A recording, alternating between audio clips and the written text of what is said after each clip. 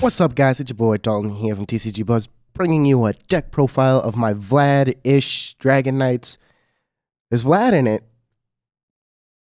I try to make the main focus, but, you know, things happened. New cards came out.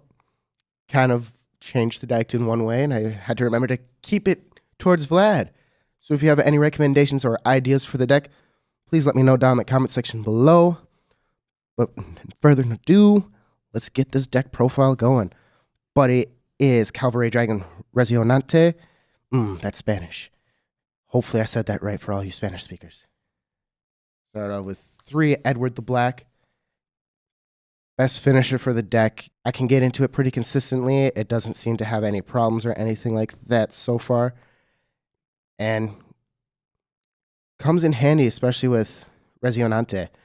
Very good combos. Very good combos. Next, size 3, I run Golden Dragon Knight Lord Egyptian, because it's a long name. You can just call him Tut. Run him at 2, basically for more draw power, because the deck needs more draw power to get into certain cards and so forth, especially a lot of the ones that I run at 1. But otherwise, very simple booty, you know. Sit there with 7,000 defense. Pretty nice, pretty nice. And the only one of for size 3s is Napoleon, because you need Napoleon to bring out Vlad for the true combo of this deck. I kind of put it on the back burner for the deck in a sense, but doesn't come out too consistently like I was aiming for initially when I started building this deck, but still a great ending if you can pull it off. Very good ending if you can pull it off. Next, size 2s. Starting us off with Dragon Knight Faust, or however you want to pronounce it. Probably the best size 2 for Dragon Knights if you're running a more size 3 heavy Dragon Knight build. It's really just a size 0 that can protect your size 3s. You can't argue with that. You really can't. You really can't. And only for 1 gauge, it's beautiful. It's beautiful. Next, I run 3 of the new Vlad.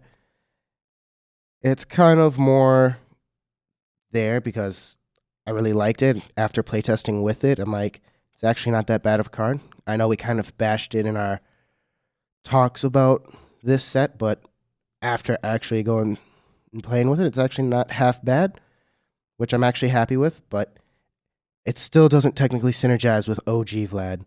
So hopefully Bushi will make a new one that does. Hopefully. Next, I have Dragon Knight Detective Bernard, whatever his name is, because I don't care at this moment. Basically just out there for the basic plays of having a 6/6 out there, making all my size 1s a little bit higher so I can hit numbers. Great card. Only running at 2 because I don't like going into it too much, but it's a little bit cheaper than the new Vlad, so it's a lot easier to do. And the one of OG Vlad, because who can argue a 6 crit, potentially 7, potentially more because of Resonante. That wraps up the size 2s. Off to the size 1s. Obviously running 4 of the Buddy, because you can't argue with his counter skill that can be used from field or hand, placing into soul, giving a monster soul guard, which is perfect. And then +1 crit, hence synergy with OG Vlad, kind of making him that true 10 that everybody wanted. The true 10. Next, I run 3 Dragon Knight Mirror Carrasco. I'm saying his name so wrong, but it's okay. Basically, it's milling, which Dragon Knights are more focused on, and it's gauge and life gain, which this deck has helped me. Well, not this deck. This card has helped me with a lot of the matches that I've been playtesting it with it, keeping me in the game, allowing me to keep going with my plays. It's fantastic. Still kind of working on if it should be at 3 or 2, but it's just beautiful. Just beautiful. You can't argue with it. Next, I run 1 Dragon Knight Great Emperor Maximilian, because drawing 2 cards is fantastic in this game. I don't care what anybody says, even though nobody would argue with it. but draw power is nice, and it helps with it a lot, especially dropping Dragonites into the drop zone, fueling Vlad, fueling all the rest of the Dragonites that require a certain number of Dragonites in the drop. Perfect card, only a 1-of, because it does require you to have 2 other Dragonites on the field, and sometimes you don't always have that situation pop off. But when you do, easy draw 2. Next, Deity, Age, Envy, and Void. Wow. Michaels. Basically pop and basically recycling your deck because you can return any 3. I try to get shields back into my deck so I can see them later, but only a 1-of. You don't really need it at too much more just because then it kind of clogs up, especially if you don't have an item equipped. Then he's kind of just dead for you, really. Then it's just a 3-2-1, which isn't too good on its own, but with its effect, it's fantastic. That rounds up the size 1s. Off to the items. I run 3 Dragon Life Spear Royal Lance because you can't argue with dropping your opponent down 1 gauge every time it attacks. I just love that aspect of it. It's fantastic. And I guess the 3-crit bonus as well is quite nice too. But mainly it's that gauge drop that I'm looking forward to. And then I run 2 Dragon Lance Stronghorn because you can't argue with Penetrate. You honestly can't. And it ends up becoming a 7-2 item, but that Penetrate, so sexy. So sexy. Wraps up items. Let's get on into the spells. Running 4 Dragonic Maneuvers because you do want to return some Dragonites, depending on which ones they are, because you do want to protect them in some way, or you want to keep drawing if it's Maximilian, or keep going with plays. Next, 3 Blue Dragon Shields, because Gauge is needed for the deck, and I would run it at more copies, but I feel like the deck can gain Gauge pretty well, but it's still nice to have. Next, I run 3 greens, because you can't argue with Green Dragon Shield.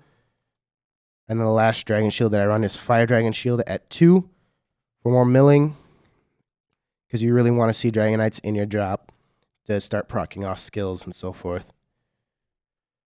Next spell, I run 2 Transport Air Lane, because who doesn't like doing another charge and draw? Very basic, very good, lovely. Next, I have Vanguard Retreat, one of the newer set spells for Dragonites, because you want another way to return your monsters, just in case you want to protect yourself. Do a little throw a card with Soul Guard into your center, and then they attack it once, they lose a soul, and then you bounce it back to your hand so you can use it next turn. And the last spell I run kind of as a joke-ish way, in a way, is Dragonite Formation. Basically, anytime a Dragonite is returned back to hand, you gain a gauge. So basically making Vanguard Retreat free. Yeah! That wraps up spells. Off into impacts.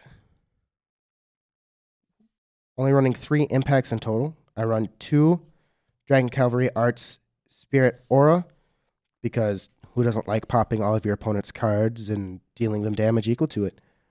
And only 1 Dragonite Cavalry Arts, the Glorious Legacy, because drawing cards is amazing. Well, that wraps up my Dragonite deck. If you have any recommendations, please, I would appreciate if you left them down in the comment section below. I know some of you have been waiting for this deck profile for a while. I've been hard at work. It's been a process. I've been going back and forth.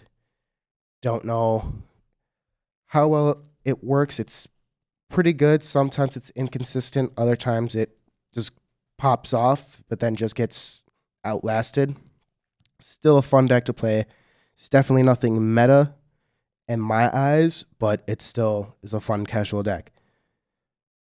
Make sure to leave a like, subscribe if you haven't, hit the bell to get the notifications though. And above all else, stay classy, y'all. We want to thank our sponsor, Frost Giants Games, for making this show possible. Frost Giants Games is Wisconsin's game store of choice for board games, Magic the Gathering, and other card games. Check them out at www.frostgiantgames.com.